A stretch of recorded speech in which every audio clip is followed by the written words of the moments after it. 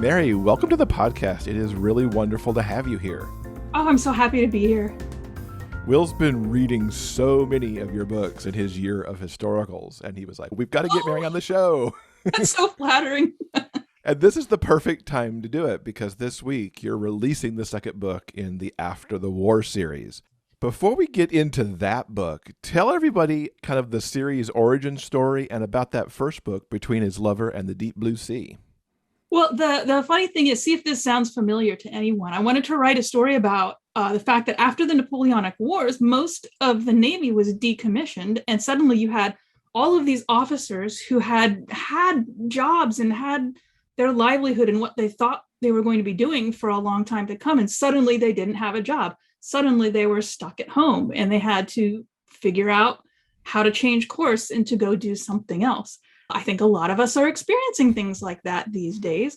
So I just basically wanted to take a bunch of guys and put them in a situation where their purpose had kind of been taken away, where they had to find something else to do. So that's sort of like the background of the plot that overarches the entire series. But along with that, I also wanted to create a world where all of these things that a lot of people think are true about gay history, like the fact that you were always in the closet and for fear of your life if you were found out. I just wanted to ignore all of that and write a bunch of love stories, because I had watched a documentary about the making of Schitt's Creek. And I was so impressed by Dan Levy's commitment to creating this world where homophobia didn't exist, even though we all know that's not true. So I was like, yeah, I want to try doing that for historical romance. Let's just ignore that entire aspect of things and just tell some love stories.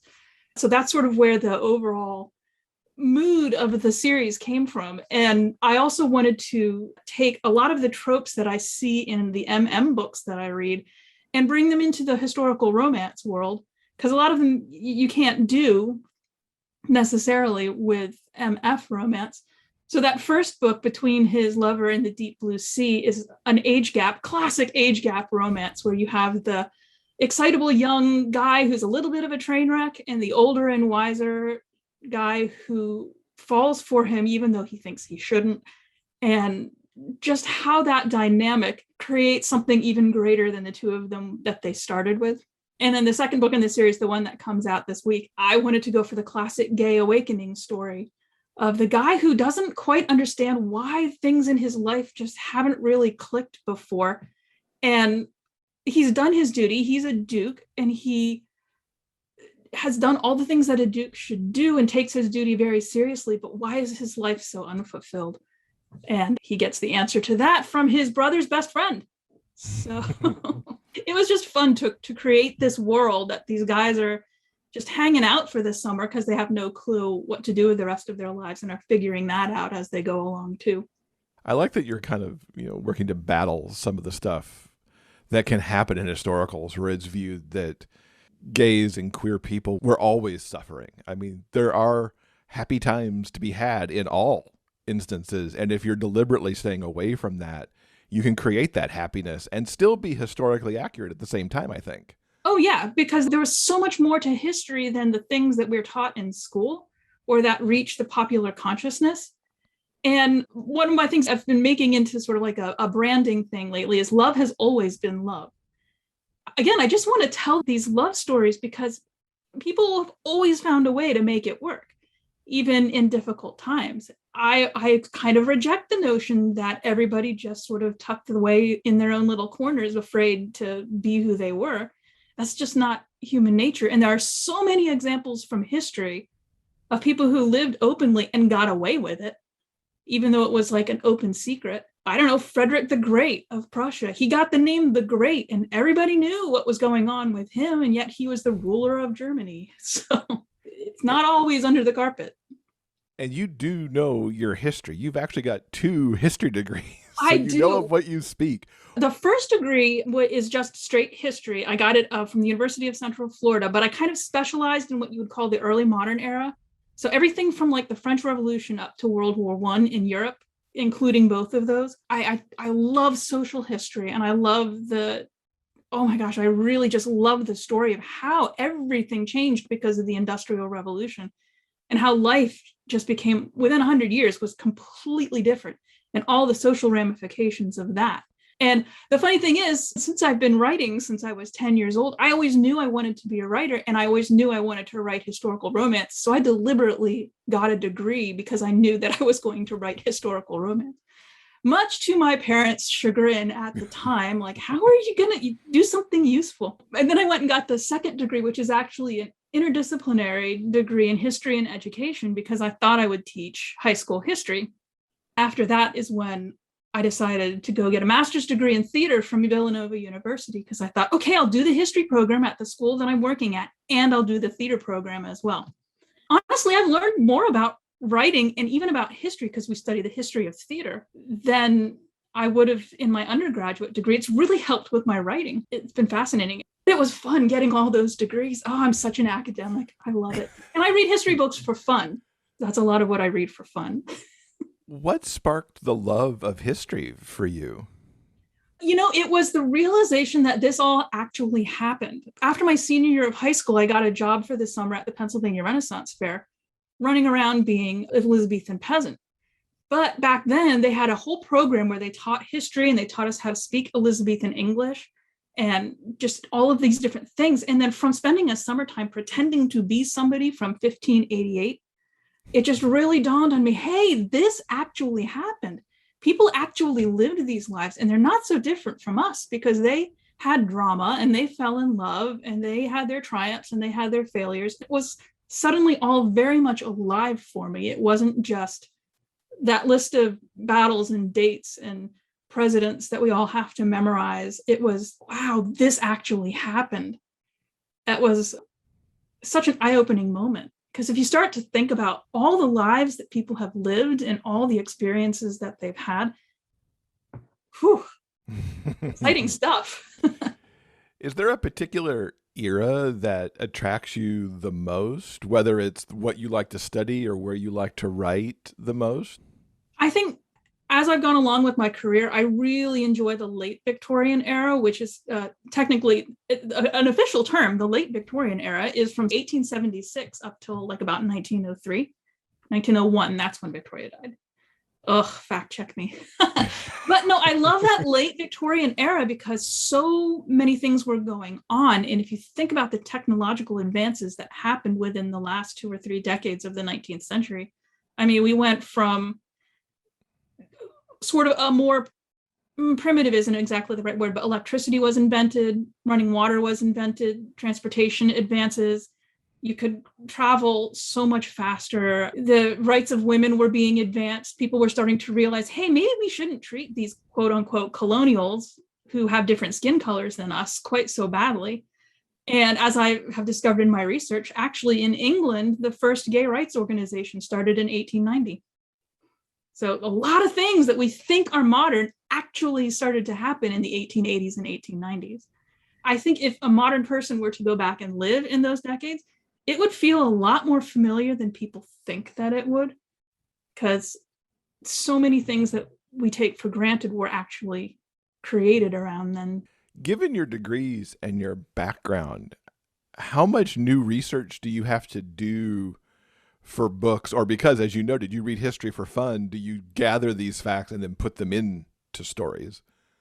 I do it in sort of 2 ways, because I will read these things and then I'll get an idea. It's like, oh, this is awesome. I have to set up a book or a series around this. And then I'll sort of go back in and do a little more research to fill in the specifics of what I want to know. But the reading history and doing the research to begin with is the inspiration that I start with. When I end up having specific questions, then I'll go back and do more. Like I researched naval ships during the Napoleonic Wars so much to write this After the War series. There was one day where I spent an hour looking up different names of naval ships and like specifications and how many guns they had and where they were deployed and all that. So I could write one sentence in the book. Oh my goodness. That's dedication, but I like that because it means that you're putting the effort to cast these stories into a reality instead of just kind of making it up as you go. Well, yeah, I mean, and it's the world building aspect of it. Even though it's history, even though it actually happened, it is world building too. But again, a lot of it I just know from earning those degrees, reading all the books for fun. A lot of that is knowledge that's already in my mind. I fact-checked myself. Did I remember this correctly? Because I'm notorious about remembering things incorrectly. Let's talk a little bit more about the new book, Never Judge a Duke by His Lover. You mentioned that it's a gay awakening story. Tell us a little bit more about the journey that Barrett and Anthony are going to go on in this book. A guy who's all about duty, about doing the right thing, and has felt that he has to live very rigidly because of it, and deny a lot of things about himself. And a guy who is just a lot of fun, who was one of the guys who would pull all the tricks and get into trouble with everybody when they were on the ship. The duty versus having fun. And I had fun sort of playing with as they each discover their attraction for each other. And as Anthony realizes, oh, this is why it never really felt like it was working out so well with his wife who's deceased. And he's produced the heir. I actually had fun writing the kids too, because they just love Barrett so much. And there's kind of a rivalry between, wait, these are my kids. Yeah, but I really like your kids. So I like writing kids. I don't have any kids, but maybe that's why I like writing them so much. Anthony learning that duty means different things. Duty doesn't just mean following a rigid path. It means providing the best for the people who you care about. And for Barrett, having fun isn't all just about no rules and being silly. There are responsibilities that you can bring fun to. I guess it's not giving too much of a spoiler away, but Barrett has a sister who is really, really angry at him because instead of going to London to help her with her season, help her find a husband, he went to hang out with his friends at this estate in Yorkshire. And she feels as if he didn't do his duty. And again, spoiler, she shows up at the house in Yorkshire with very specific ideas of how he should be finding her a husband. Wink, wink, nudge, nudge. So, yeah, I like throwing twists like that into my stories. It's fun. I like that you're putting kids in too, because at least in the historicals I've read that are often we don't see kids. We'll see siblings who might be on the younger side, but father and children don't crop up, at least in what I've been reading. And that puts a whole different spin. You've got to get the way that they were in history right too. Oh yeah. Childhood is a modern invention. It really is from the time of the Industrial Revolution forward, but there's a lot of expectations on the shoulders of the children of the aristocracy because you're the one who has to carry on the family name. Again, I like writing children, especially when characters are involved, because I don't know why people think that children and gay men don't mix, because that's just blatantly absurd. This Mr. Morley, my third grade teacher in this terrible year of my life, he was gay, and he made such an impact on my life, but he was a teacher. And that was back in the 80s. And of course, he was not out as a teacher in the 80s. So to me, these two things come together naturally. Mm-hmm. It's that care and compassion and guidance. But it's also very convenient for Anthony's character because he doesn't have to worry about producing an heir. He's already got one, so he can do a lot more than he would be able to do otherwise, with the necessity of finding a wife to produce the heir off of his shoulders. Now, you've got more to come in the After the War series too that are already out there for pre-order. Mm-hmm. So people can leap right onto those. What can you tease us about what's coming in the future books?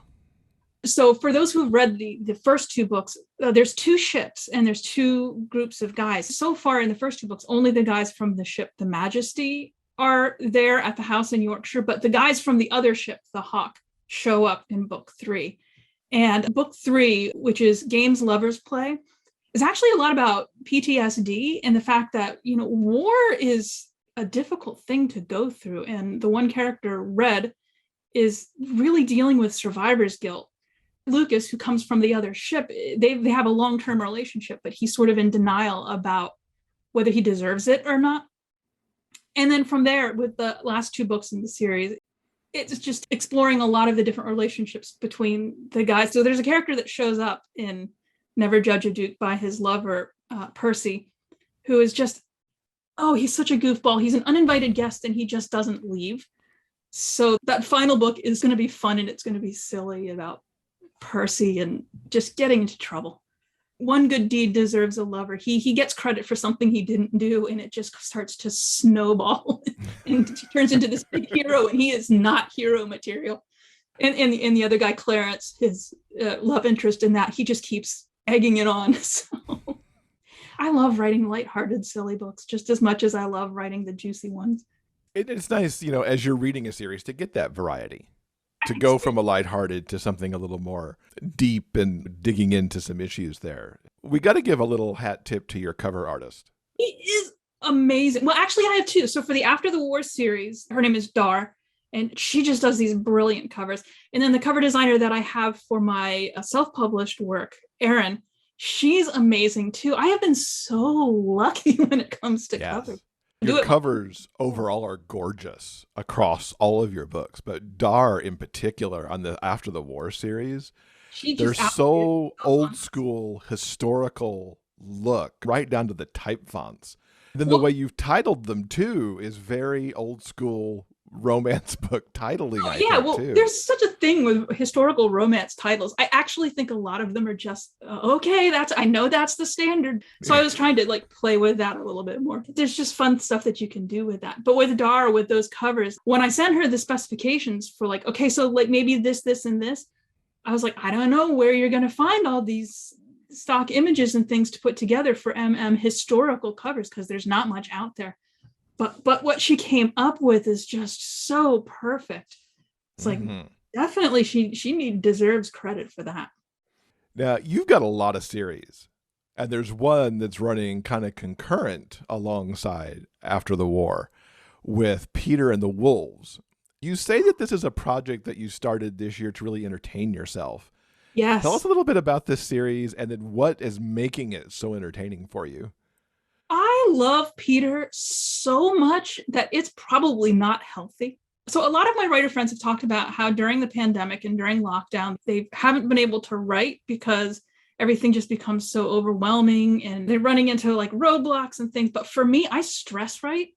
It's because writing is what I love. It's always been my hobby. So way back in January, just when they're very Januaryist, I got this idea for this book. It started out as a joke of all things, because I don't know if you know Chris Colfer, the actor and author. Yeah.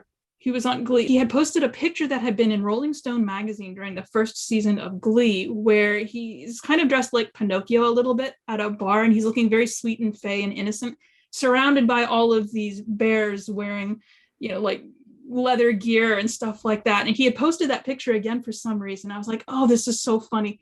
And then I came up, it's like Peter and the Bears. Oh, it's like Peter and the Wolves. And then I actually wrote a joke blurb for this series that I had come up with to send to some of my friends. But I was like, you know what? That's actually a good idea. So I sat down and just started writing. Now, anyone who knows me in my writing process, I am the plottiest plotter who ever plotted. And I outline everything down to specific details. And I have reams of notes that I write before I write each book and outlines. And it's just so specific. That one, I sat down and I just pantsed it. I usually write in third person, but I wrote that in first person. I basically just let Peter tell his story and tell it through me. There's a part of me that would love to write science fiction fantasy, except that I'm not down with the whole magic thing necessarily. So I call this non-magical fantasy because it takes place in a different world. And I just started writing for fun, for entertainment, like I used to before it was my job, and let Peter just take me wherever he wanted to take me. And it just kept going, and it just kept going, and it just kept going. And for those who have read the first book, I kind of changed my mind about who I wanted the main love interest for Peter to be. It's not a wolf shifter romance. Wolves are just the very cruel name that people from the cities in this frontier world I've created call the people who live out in the forest, the men who love other men. It's a derogatory term, but they've sort of adopted it and call themselves packs, and you have pack leaders. It is a status symbol for a pack leader to have what they call a pup, which is basically a young guy who's very fey and cute and adorable. But it's sort of like a possession sort of a thing. And Peter gets captured and made a pup. As I started expanding the world, okay, well, what's going on in this world? What's happening? It's a frontier for a kingdom that is falling apart. And by about halfway through the series, the kingdom, it's gone. They've had wars, they've had famines, they've had disease, and there's no governance anymore on the frontier. So without any order, without any organization, they have to just start from scratch and build new kingdoms and build a new civilization and build a new society. And Peter, of course, who was the son of a ruling duke in one of the cities, ends up with the wolves as a pup, which is very low status, out in the middle of nowhere. But by the second book, which is where the real love interest starts, and it's an MMM story, he gets hooked up with the right people to be right in the center of action as everything is going on. And he was born for a life of politics, and he ends up in this life of politics. And as you can see, I'm really passionate about this story, even though it's just something I wrote to entertain myself. And as I got about 500,000 words and 4 books into it, I started giving it to my friends to read, like I did back in high school when I wrote books. I would say, here, guys, read this. Tell me what you think. And they started saying, Mary, you have to publish this. This is good. This is really, really good. It's like, really? Because it kind of feels weird to me. It's so different from what I write. It's erotica, which I don't usually write, but boy, do I have fun writing it. It's this non-magical fantasy. How do you classify that? No, seriously, Mary, you've got to publish this. It was actually my cover designer, Erin, who started reading it. She said, if you don't request covers for these, I'm going to make them for you anyhow. And I finished the entire 6-book series and then started publishing them. So they're all written. 4 of them are published now. The last 2 come out within the next 3 or 4 weeks.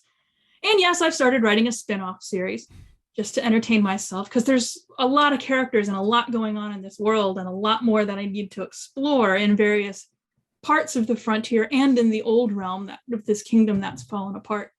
Peter and Magnus and Neil, my main characters, they are, for various reasons, which I don't want to spoil because the last book hasn't come out yet, they cannot move from where they are. And again, it's something I did to entertain myself, to de-stress, to take myself out of this crazy world we're in and put myself into another crazy world that has similar problems. Oh, I'm embarrassed to admit this, but I was driving around on some errands over the summer and I was thinking about Peter and Magnus and Neil.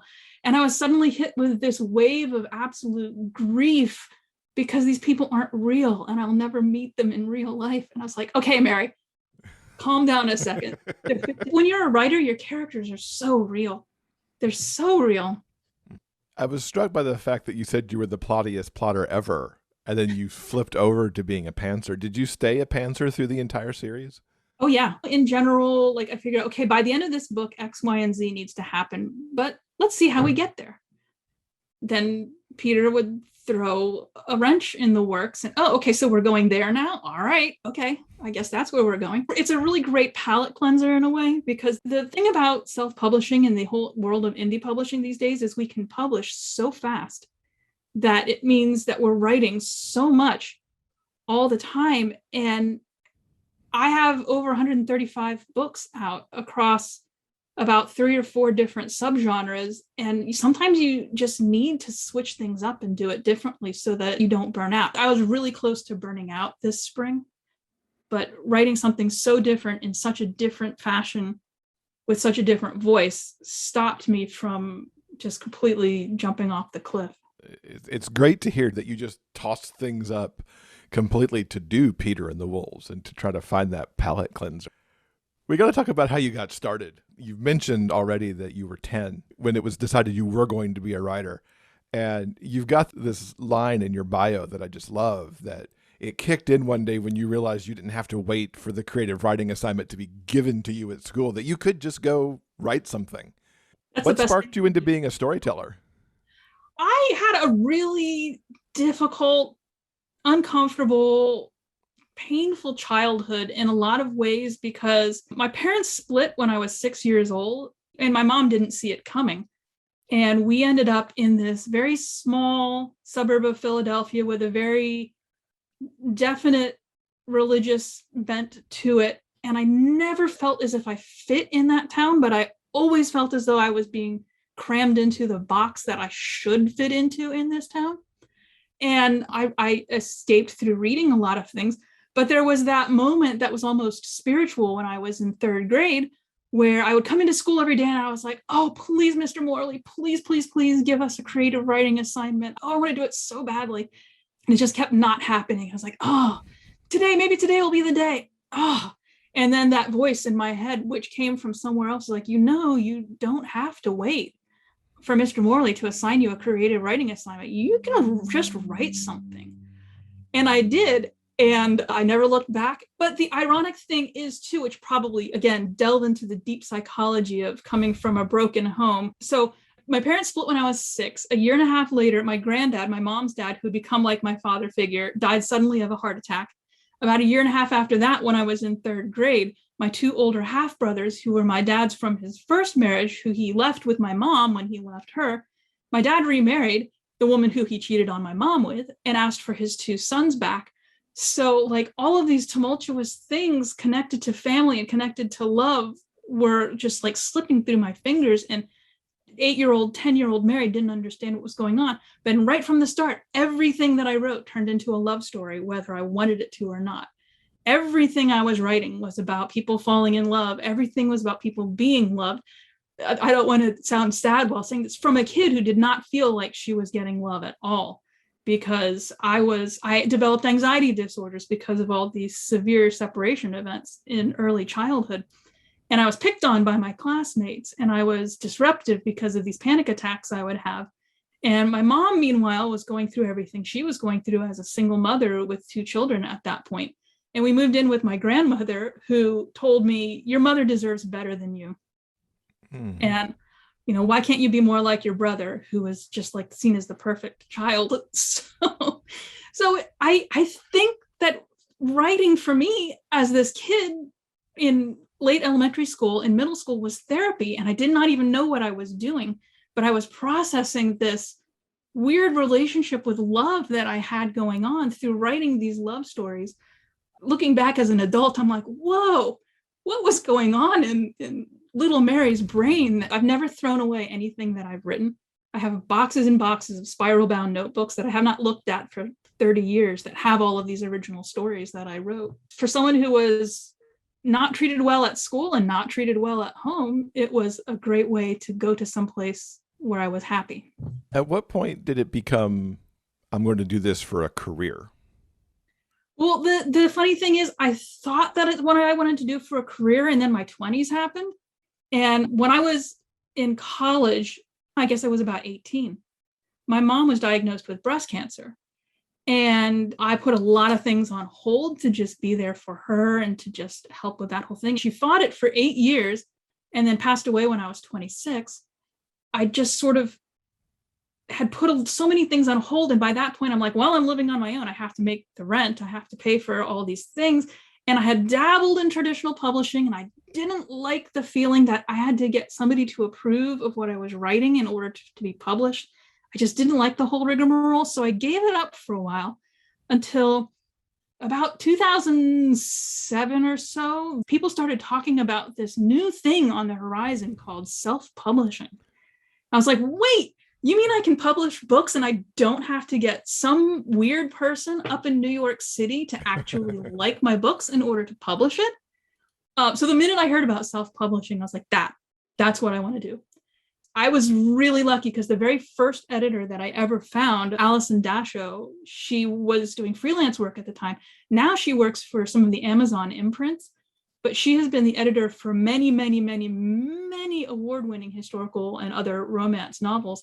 And boy, did I pick the right person to start out with, because she taught me so much about the craft for as long as she was able to be my editor, because she had to drop all her freelance clients when she went with Amazon. But I have been blessed with such great luck at every step of my career, between editors, between my cover designers, and just friendships with other authors that have helped with promotional opportunities and gotten me in front of more readers. It's one of those things of, wow, look at all this good luck. Or is it fate? Is that because this is what I have been put here on this earth to do? Or is it because I work really, really hard? So a little of each. And you spread the romance writing love among so many kinds of characters and so many pairings. Has that been the case throughout your writing history, that you've written MM and MMM and MF and FF and just all kinds of pairings? Well, it's just because I've experienced so many people in my life, and there's so much going on in the world. Maybe it's because I was raised in a place where I didn't feel as I fit. So I went out to try to find other things. I've been involved in theater, and boy, the people who are attracted to theater, they're a fun bunch of people. And, I lived in Florida for college. After my mom passed away, I just had this great idea that I'd reconnect with my dad. So I lived in Alabama, which didn't last too long for reasons. And then I travel a lot, and I have just friends from all over because I like people. And it's been amazing to just have experienced so many different kinds of people myself, because you realize there's so many different stories to tell. There's not just one kind of couple. There's not just one kind of struggle. It's fun to think about all of them. As you came up as a writer and kind of started to find what your style is, who are some of the authors who kind of inspired what you're telling now? Oh, wow. Well, in terms of historical romance, I have always loved Elizabeth Hoyt because she has some interesting different kinds of characters in her stories too. Not all of them are nobility. And I guess maybe from about 5 to 10 years ago, I really admire Courtney Milan in the way that she brings history into her historical, but also tweaks history so that, wait a minute, is that how it really happened? I got to go look that up. Somebody once compared me to her, and I felt so privileged about it. And when I first started reading I was reading Jordan Hawk, and the way that blends the Victorian world and magic together was just really fascinating. I was like, oh, I want to do stuff like that too. But also, just with all the different authors that I've admired, then trying to find my own style in the middle of that, it's been really exciting too, because I will admit that there's a lot of books that I read that I felt were really influential, and I cannot remember who wrote them, but I remember the way they made me feel. I love unusual characters, especially in historical romance. It's all about the Duke, but I don't like writing about the Duke. I actually wrote a whole series, which is connecting my Western series with my first Victorian series. That's the people downstairs, like the servants in the house. I was like, has anyone done this? I don't know. I'm going to do it. I'm going to try it. And it all goes back to that Renaissance fair thing of, wow, these were actual lives. People actually lived that way. I love books that give me that impression. What would you say are the trademarks of a Mary Farmer story? I hope that they just make people happy. I like writing a fluffy romance. I know it's not necessarily the most popular thing these days, but I want people to smile while reading it. There's a lot of great dark stuff out there too, but I love to have fun with what I'm writing, but also to learn something about history, because I include a lot of the actual historical facts. Maybe it's in my name, because spoiler, Mary is my actual real life name. And I was once told by Jonathan Mayberry, who writes zombie books, like, you got the perfect writer name. Don't ever change it. It's like, okay. But I want that impression to come across. I want people to have a really good time reading it and just smile, and then go back to it when they're having a bad day and read it again to get another smile. Yeah, even though I write some serious stuff.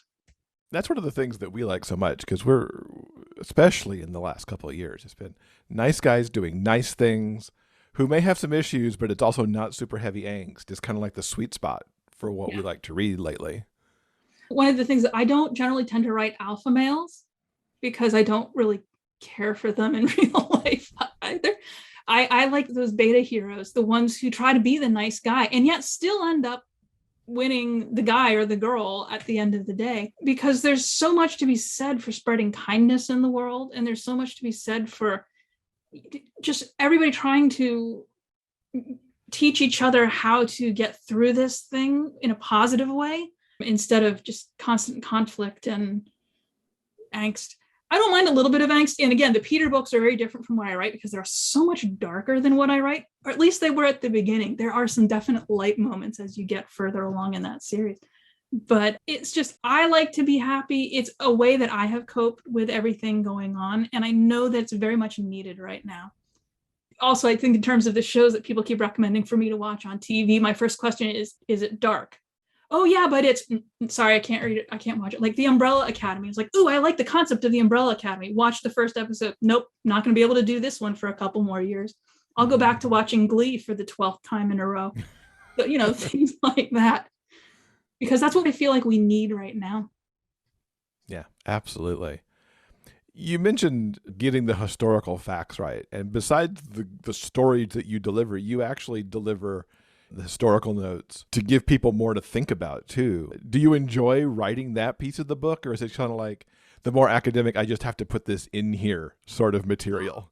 I love writing the author's notes almost as much as I love writing the actual story. This is the part of me that almost became a history teacher before my life took a different turn, just because I find it all so fascinating and I find it all so real. And I really want to get across a lot of these messages, particularly in my MM romance, about how everything we think we know about queer history is probably wrong, because there was a concerted effort by historians in the mid 20th century to adjust the message, shall we say, to get across a certain viewpoint that is just not the way things were.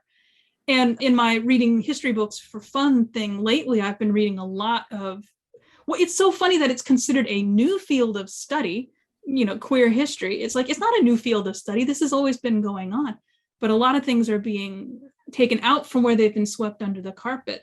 And I love including actual historical facts about how men and women did get away with same-sex relationships. They weren't immediately dragged out of the closet and killed if they set one foot wrong. One of my favorite stories from history is Fanny and Stella, who were a pair of female impersonators from London in the 1860s who were arrested for throwing raucous parties and seducing young men. And they were brought up on trial. And unlike Oscar Wilde, 30, 40 years later, they got off because of popular opinion. And everybody loved these guys. And when the judge let them go free without charging them with anything, there was cheering in the streets when they walked out of the courthouse. That's not something that people think would have happened. But as with everything else, history is not a straight line from down to up. It goes up and down, and the fortunes of people rise and fall. Well, it's like we're witnessing this in our own time right now. All the progress that people have made for women, for minorities, for the LGBTQ community, it could be taken away because history is not a straight line of progress. It goes up and down, and you have to fight for things. So I love writing these notes at the end of my books to highlight the different historical points that I've brought up in any particular book, to say, hey, look, this actually happened. I'm not just making this stuff up, guys. And I've actually been contemplating lately trying to translate that into some sort of a blog or podcast thing. Oh, time and I. We get along and we don't get along. But do it. Yeah, I know. I do. I love it. I just feel like, oh my gosh, there's so much more research I have to do. And then that'll take another 15 years, as it does. What have you read recently that you would recommend to our listeners to check out?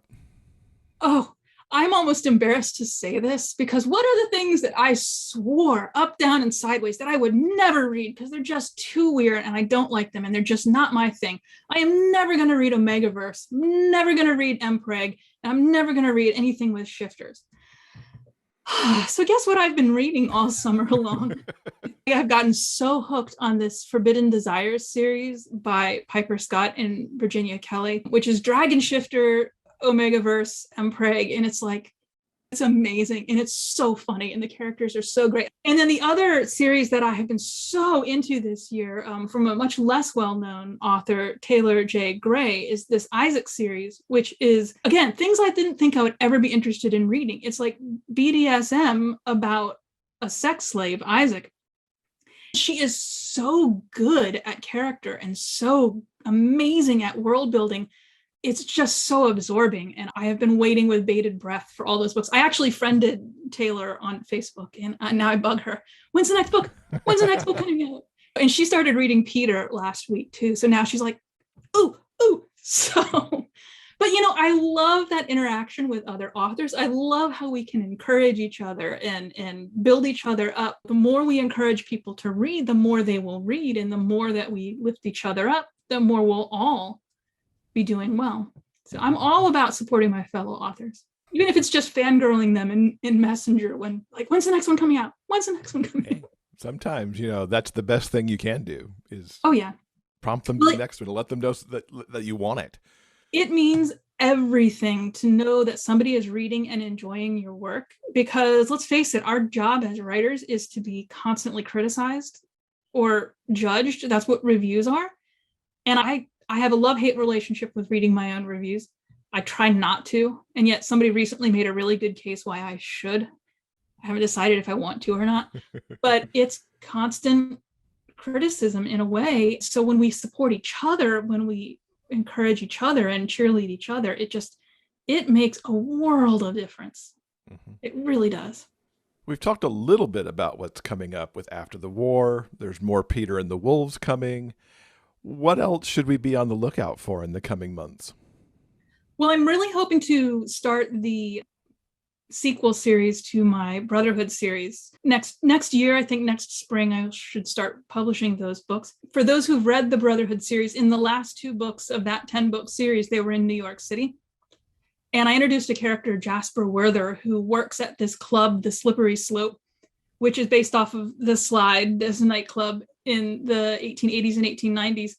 And I have this whole idea for a series set in New York City. And I was actually thinking, I don't know if anybody has written historical MM set anywhere other than London or Europe. So, okay, this should be fun. I don't know if anyone's doing this. And I live close enough to New York that I can go up and visit to do my research, which is always fun. I'm a little bit hesitant about that because if I do it right, I need to bring in a lot of aspects of drag culture, but that's not a culture that I have been a part of very much myself to this point. So I just really want to make sure I treat it very carefully so that I don't do it wrong. But there was so much going on in New York City in the 1880s and 1890s with gay culture that I just really want to dive into. And I have to give a shout out to one of my fans, Ricky, who lives in New York City, and just I put him in as a small character in one of the books in the Brotherhood, and I think that his character is going to get an entire book in this new series. Oh, that's so cool. That's for you, Ricky. So, and what's the best way for people to keep up with you online so they know when all this new stuff is on the way? Well, the 2 places that I am most active are Instagram, because Instagram is the happy social media where people just post nice pictures without yelling at each other. And I believe that my Instagram handle is just Mary Farmer, all one word. And then on Facebook, I have my Facebook reader group, which I think if you search, it's Mary Farmer's Reader Group, where I post daily in there. And I've got a great group of people who are really active and interactive there. And those are really the 2 best places to find me. I have a Twitter account, I have email, I have a Facebook profile. I actually don't post on my Facebook profile half as much as I do in my group for reasons. But yeah, I'm out there. Come and find me. We'll link up to all those and all the books that we talked about as we chatted. Mary, it's been so fun talking to you. Best of luck as you release the rest of After the War and Peter and the Wolves. Thanks. I was so giddy when you guys asked me to come on and talk. I love you guys so much.